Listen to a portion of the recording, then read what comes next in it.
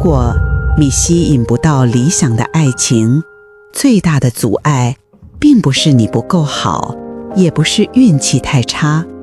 而是你的潜意识里正深深地否认着你自身的某一部分呢？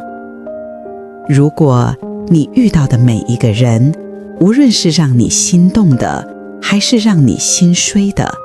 都只是一面镜子，来映照出你内在遗失的那块拼图呢？如果有一种健康而深刻的方法，能让你重新整合这股被你遗忘的内在能量，从而让你由内而外地散发出无法抗拒的吸引力，毫不费力地吸引到那个你真正渴望的完整的另一半呢？ Hello， 亲爱的朋友，我是爱妃。和你一样，我也曾走在灵性觉醒的道路上，经历过许多困惑与转变。今天我想和你分享一个我认为是这趟旅程中关于爱与吸引力最深刻的发现。你是否也曾有过这样的困惑？很多来找我的女性朋友都会问，爱妃，为什么我总是吸引到那些过于阴柔、缺乏担当，甚至需要我照顾的男人？与此同时，我也听到很多男性朋友在苦恼，为什么我遇到的都是那些过于强势、独立，好像完全不需要我的女人？这两种看似相反的困境，其实都指向了一个长期被我们低估的心理学概念，我称之为你的急性创伤。而这一切都与心理学大师卡尔·荣格所提出的我们内在的阿尼玛与阿尼玛斯有关。这是一个非常核心的法则，我称之为急性镜像法则。简单来说，我们吸引来的伴侣往往就是我们内在能量状态的一面精准的镜子。你过度展现了哪一面的能量，你就会吸引来那个拥有你所压抑和否认的另一面能量的人。想象一下，我们每个人的内心深处其实都住着一对完美的内在舞伴，一位是代表着目标、方向、力量、给予和保护的阳性面向，荣格称之为阿尼玛斯；另一位则是代表着流动、创造、感受、接受和滋养的阴性面向，荣格称之为阿尼玛。一个完整的人是这两位内在舞伴能够和谐共舞的状态。但在我们的成长过程中，因为家庭教育、社会期待，我们往往被鼓励去发展其中一面，而压抑另一面。比如，男孩子被教育要坚强，不许哭，这就是过度强调阳性，压抑阴性；女孩子被教育要温柔、顺从，这就是过度强调阴性，压抑阳性。而灵性觉醒的过程，就像一束强光，突然照亮了我们内心的整个舞池。我们第一次震惊地发现，原来在那个角落里，一直站着一位被我们冷落了许久的舞伴。出于一种内在的渴望，一种对完整的本能追求，我们开始下意识地去探索那个被我们压抑已久的部分。这个过程在我自己身上发生得极为明显。在2012年，我经历了一次深刻的灵性觉醒之后，我几乎是彻底地颠覆了过去的生活。我放下了在纽约那份光鲜亮丽、充满竞争的金融工作，搬到了一个安静的海边小镇。我不再汲汲营营地去追逐外在的成功和认可，而是每天花大量的时间去静心、去写作、去感受风、感受阳光，去与我的内在连结。我感觉自己变得像水一样柔软，对生命充满了前所未有的臣服与接受。我大量地整合了我内在的阴性力量。然而，就在这个时候，一个奇怪的现象发生了。我生命中开始不断吸引来的女性，却一个比一个像我过去的样子。他们是雷厉风行的企业家，是事事追求完美的职场强人，是把所有事情都安排得井井有条的掌控者。他们极度的阳刚独立，仿佛我内在刚刚放下的那份阳性面相，全部被他们拾了起来。这就是极性镜像法则最直接的体现。当我过度的沉浸在我的阴性面时，我就会吸引来一个过度展现阳性面的伴侣，来为我映照出我所失衡的部分。在这里，我也想邀请你暂停一下，反思一下你自己。在你的觉醒路上，或者在你人生的某个阶段，你有没有发现自己身上也出现了类似的能量转变？你是变得更独立、更拼事业，像个女战士一样，还是变得更随顺、更佛系，对一切都顺其自然了呢？你可以把你的故事和发现在留言区分享出来，我们一起来看看这其中有趣的对应关系。但当我继续往内心深处探索时，我才发现这个模式的剧本其实早在我的童年就已经被写好了。这种能量失衡的模式不只是发生在灵性觉醒之后，它的根源往往深埋在我们童年的家庭剧本里。在许多家庭中，我们都能看到一个普遍的动态，通常会有一位被动型的家长和一位控制型的家长。这没有好坏之分，只是一种能量的展现。可能你的父亲是比较被动、沉默，在家庭中缺乏存在感的，而母亲则是那个掌控一切、安排一切、情绪比较强烈的人。反之亦然，也可能是母亲非常温顺，而父亲极度权威。当我们在这样的环境中长大，我们会在潜意识中对某一种能量产生强烈的评判。比如，一个女孩看着自己过于被动，凡事依赖丈夫的母亲，她可能会在内心默默发誓：我长大后绝不要成为像她一样的女人。为了反抗这种她所评判的软弱，她会怎么样呢？她会拼尽全力地去发展自己的阳性力量，她会变成功课最好的学生，工作最拼命的员工，样样都靠自己的女强人。她用一个极度独立、看似什么都不需要的盔甲来保护自己，确保自己永远不会活成母亲的样子。但结果呢？她吸引来的往往就是那些像她母亲一样需要被照顾、缺乏主见的伴侣。她最抗拒的反而被她吸引而来。这就引出了我们今天最核心也最刺痛的一个顿悟：你最抗拒的往往就是你正在扮演的。我的个人故事就是这个法则最残酷也最真实的证明。我的童年在一个非常典型的失衡家庭中度过。我的父亲是一个非常温和但极度被动的人，我记忆中的他总是沉默的，而我的继母则是一位控制欲极强的女性。我们整个家的气氛几乎都是围绕着她的情绪在转动。在那个家里，我学会了3件事：察言观色、取悦他人，以及压抑自己所有的需求。当时我深深地评判我父亲的软弱和无力，我看到他在关系中的退缩，看到他无法保护自己，也无法保护我。我内心深处立下了一个重若千钧的誓言：我绝不要成为像他一样的人。你猜后来发生了什么？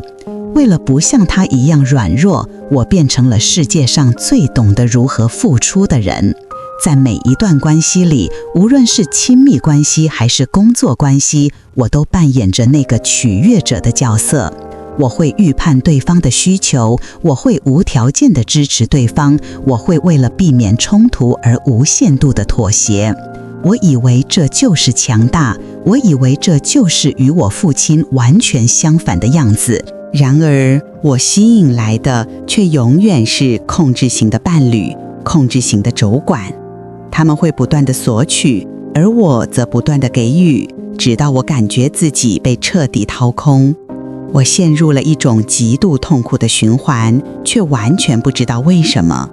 直到有一天，在一次深刻的自我疗愈中，我才像被雷击中一般，突然明白了。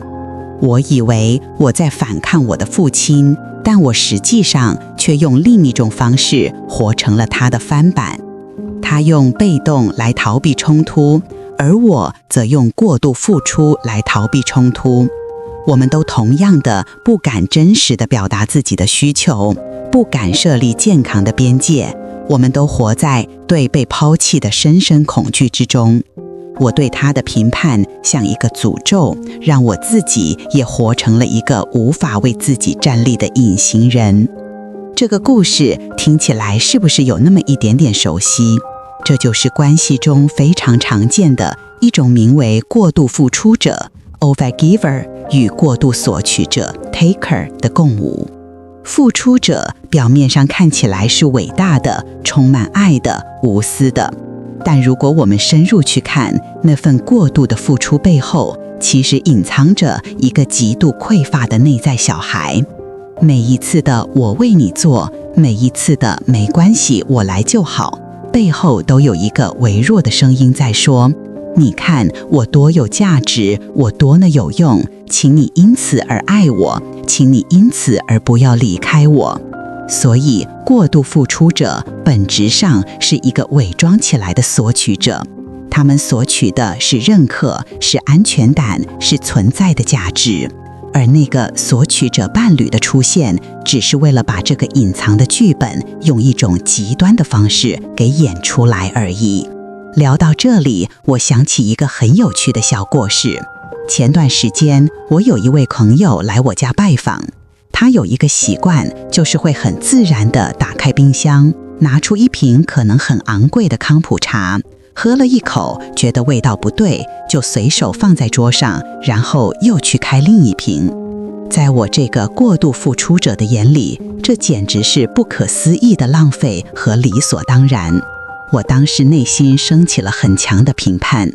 但就在我评判他的那一刻，我突然意识到了另一件事：我自己是这个行为的另一个极端。我甚至可能连开口跟朋友要一杯水都会感到有点不好意思，觉得会不会麻烦到别人。所以过度付出者本质上是一个伪装起来的索取者，他们索取的是认可，是安全感，是存在的价值。而那个索取者伴侣的出现，只是为了把这个隐藏的剧本用一种极端的方式给演出来而已。聊到这里，我想起一个很有趣的小故事。前段时间，我有一位朋友来我家拜访，他有一个习惯，就是会很自然地打开冰箱，拿出一瓶可能很昂贵的康普茶，喝了一口，觉得味道不对，就随手放在桌上，然后又去开另一瓶。在我这个过度付出者的眼里，这简直是不可思议的浪费和理所当然。我当时内心升起了很强的评判，但就在我评判他的那一刻，我突然意识到了另一件事：我自己是这个行为的另一个极端。我甚至可能连开口跟朋友要一杯水都会感到有点不好意思，觉得会不会麻烦到别人。我评判他的过度索取，恰恰映照出了我的过度不索取。这个康普茶的启示让我明白，疗愈并不是要让我从一个极端跳到另一个极端，不是要让我从一个过度付出者变成一个自私的索取者。真正的疗愈是学会健康的索取。什么是健康的索取？就是能够勇敢的，甚至是带着一点脆弱的，去清晰地表达自己的需求和边界。是能够对伴侣说：嘿，我今天很累，我需要你来抱抱我。是能够对朋友说：我很渴，可以请你帮我倒杯水吗？是能够对那个浪费康普茶的朋友笑着说：嘿，这瓶很贵的，你要不喝就留给我吧。这份健康的索取背后是一种深刻的自我价值感，它代表着你相信你的需求是重要的，你是值得被照顾的。那么要如何才能学会这种健康的索取，真正的疗愈这一切呢？我们该如何回归那份内在的完整，成为自己的光呢？答案永远是向内。这是一条疗愈之路，有几个非常关键的步骤。第一，也是最重要的，是做内在小孩的工作。去看到那个在童年家庭剧本里因为评判父母而受伤，因为压抑自己而委屈的内在小孩，去倾听他的声音，安抚他的恐惧，告诉他，亲爱的，我看到你了，你的感受是重要的，从现在起我会来保护你，我会来满足你的需求。第二，是回归你的身体，在身体中建立安全感。对于偏向阳性、过度独立的女性来说，这意味着要重新连接你的阴性力量，多去接触大自然，赤脚走在草地上，去跳舞，去做瑜伽，去练习深呼吸，允许自己去感受，而不是永远在思考，让你的身体重新学会什么是柔软、流动与臣服。这份根植于身体的接受性，会让你散发出温润而宁静的魅力。而对于偏向阴性、过度付出的男性来说，这意味着要找回你的阳性临在感。这不是要去控制，而是要在当下安住于你自己的身体里，在与伴侣沟通时，全然地看着他，听着他，让他感觉到你的能量是稳定而坚实的。这份临在本身就是最强大的安全感。最后，我想分享给你一个我认为是解开这一切枷锁的终极的疗愈工具。它非常简单，却有着不可思议的力量。这就是来自夏威夷的古老智慧和欧波诺波诺，也叫零极限清理法。它的核心就是4句箴言：对不起，请原谅我，谢谢你，我爱你。这4句话是用来清理我们内在潜意识里的创伤记忆的，尤其是清理我们与父母之间，也就是与我们最初的阴阳能量范本之间的纠葛。